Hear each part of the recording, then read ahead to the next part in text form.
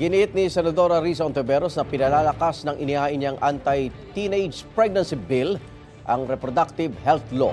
Sinabi ito ni Ontiveros kasunod ng pahayag ni Health Secretary Ted Herbosa na hindi na kailangan ng bagong batas kontra teenage pregnancy dahil meron ng reproductive health law. Giniit ng Senadora na nanatiling national emergency ang teenage pregnancy kaya kailangan ng karagdagang batas na tututok mismo sa isyong ito. Kailangan daw ng angkop na impormasyon at serbisyo sa mga kabataang sexually active.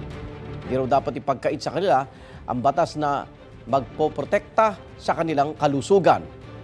Samantala, umalma ang ilang mababatas sa Kamara dahil sa mga lesson sa ilalim ng Comprehensive Sexuality Education ng Department of Education.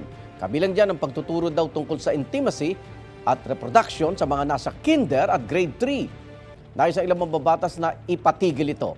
Paglilinaw naman ng DepEd nakabatay sa reproductive health law ang itinuturo nilang sexuality education.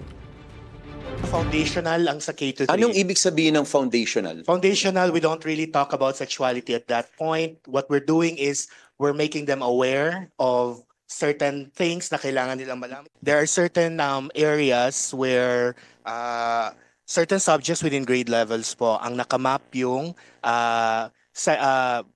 learning competencies namin with the comprehensive sexuality education.